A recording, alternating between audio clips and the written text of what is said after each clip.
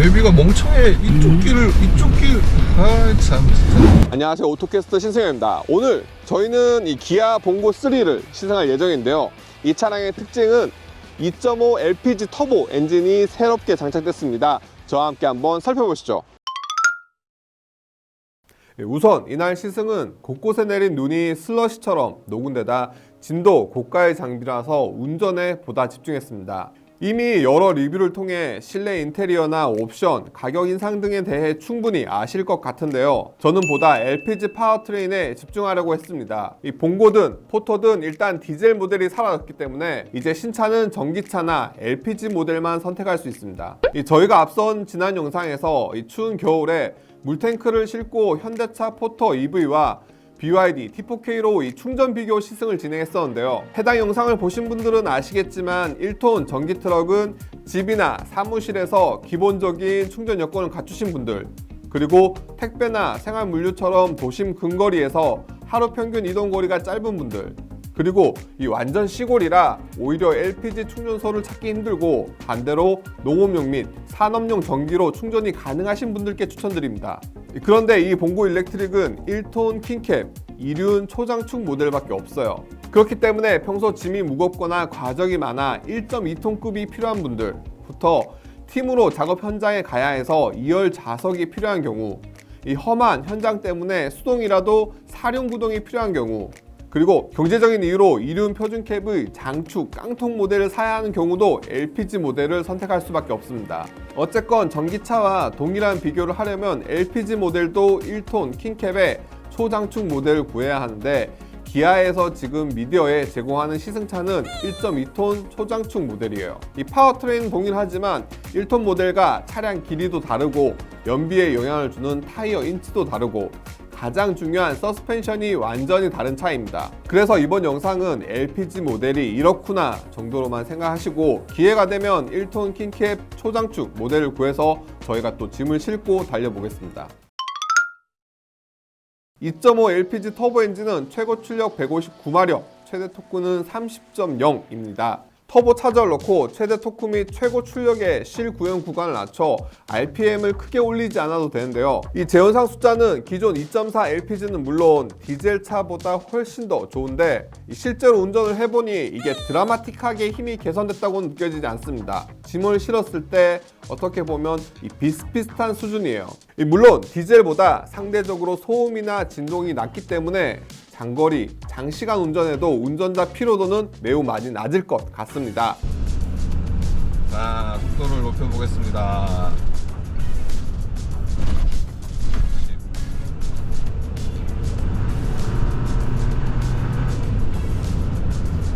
급가속을 할 경우에는 이 엔진음이 확 올라오는 게 느껴지지만 그렇게 뭐 불쾌감을 정도로 이질적이다 그러진 않아요. 그냥 뭐 이 정도면 무난한 정도. 다만 타면 탈수록 생각이 달라졌는데 차가 워낙 조용하기 때문에 고속에서는 외부 소음이나 로드 노이즈, 풍절음 등이 한층 더 크게 다가옵니다.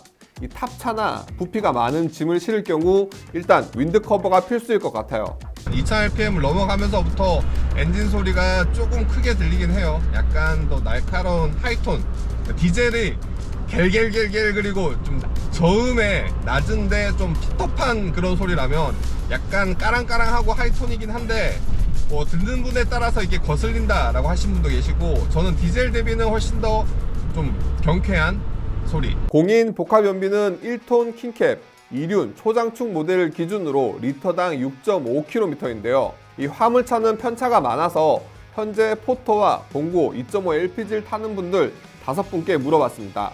대략 리터당 6km 내외라고 하는데요. 이번 달 LPG 가격을 기준으로 6만원 정도면 가득 충전이 되고 350에서 400km 조금 안되게 탈 경우 다시 경고등이 들어온다고 합니다. 물론 제가 탔던 차는 1.2톤급의 타이어 인치도 더 크니 이 차의 연비는 더욱더 떨어질 것으로 보여집니다. 이 밀려있는 계약을 뚫고 차량을 받은 실제 오너분들께 물어보니 앞서 몇 차례 요소수 부족 사태 때문인지 이 요소수 충전을 안 해서 좋고 예전보다 디젤 가격이 좀 오른 것 때문에 연료비 측면에서 대체로 만족을 하시더라고요. 이 과거 LPG 차량은 겨울철 시동 불량이 많았었는데 아무래도 이 부분에 있어서는 개선점이 적용된 듯 합니다. 더욱이 신차라서 그런지 추운 날씨에도 금방 예열이 되더라고요. 물론 이건 조금 더 시간을 두고 지켜봐야 할 것 같습니다. 저 개인적으로는 몇 년간 차박용 캠핑카로 올란도 LPG 모델을 끌었었는데요. 이 생각보다 LPG 충전소가 많이 없어요. 조금 더 외곽으로 둘러가거나 고속도로에 오르거나 하는 등 경로를 조금 더 크게 돌아야 하는데요. 거기다 더욱 지방으로 가면 야간에 충전소에 사람이 없는 경우가 종종 있거든요. 이 LPG는 아직 셀프 충전이 안 되잖아요. 이 서울 근교야 밤에도 택시 조합에서 운영하는 곳들을 찾아가면 되는데 이 충전소 네트워크 문제가 전기차만큼은 아니지만 디젤보다는 어쩔 수 없이 불편하다고 생각됩니다. 이게 최근 충전소가 더욱 줄어들면서 더 가속화됐을 거예요. 새로운 LPG 엔진과 함께 짚어볼 포인트는 도넛형 봄배 연료 탱크입니다. 이 디젤차에서는 측면에 위치하던 연료 탱크가 뒤쪽 하단부에 있는데 이 기아 쪽 설명으로는 이 비포장길이나 공사장 등에서 이 바닥에 긁힘 및 파손을 막을 수 있다고 하더라고요. 그런데 반대로 도심에서 물류업에 종사하시는 분 중 한 분이 불편을 이야기하셨습니다. 이 후방 주차를 해서 물류창고 데크에 깊게 들어갈 때가 있거든요.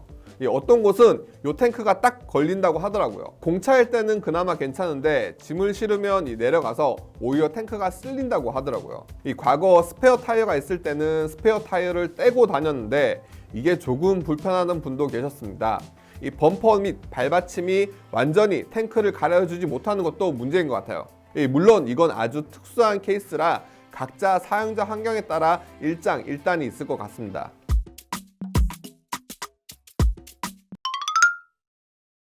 또 하나 짚어볼 것은 주행 시 승차감과 안정감인데요.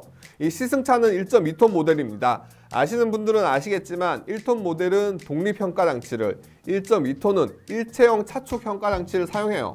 이 일체형 차축 평가 장치의 경우 서스펜션 등 구조도 단순하고 강도도 높아서 보다 무거운 짐을 실을 때 버티는 능력이나 큰 화물로 인해 발생하는 진동을 잡아주는 효과가 있는데 이 반대로 빈 공차로 운행할 때는 승차감이 확 떨어져요. 실제로 저속에서 방지턱을 넘거나 연속된 코너에서 바로 그 차이가 느껴지더라고요. 또 한 번씩 크게 출렁이며 롤링이 심하게 발생하는데 이 속도가 높을 때는 많이 불안정한 느낌입니다.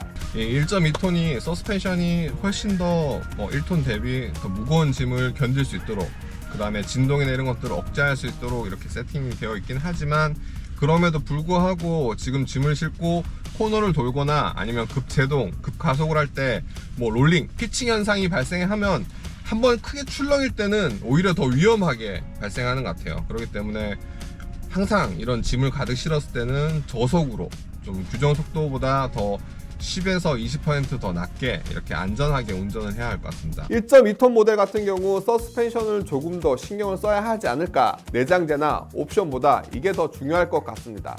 마지막으로 제가 십수년째 포터나 봉고를 탈 때 그때마다 이야기하는 고질적인 안전 문제, 국내에서 그랜저, 소렌토만큼이나 많이 팔리는 포터와 봉고이기 때문에 지금 당장 세미보넷 타입으로 완전히 신차 출시가 어렵다면 이 전방 추돌에 대한 범퍼나 캡 케이지 보강이라든지 아니면 브레이크 제동 성능이라도 조금 더 개선을 하면서 안전에 대한 최소한의 노력은 필요하지 않을까라는 의견과 함께, 오늘 저와 함께 이 기아 봉고 3 2.5 LPG 모델을 살펴보셨는데 어떠셨나요? 이 차량이 1톤이 아닌 1.2톤이라 사실 조금 아쉽긴 했지만 그럼에도 불구하고 이 LPG 차량의 달라진 점들을 한번 확인해 볼 수 있었습니다.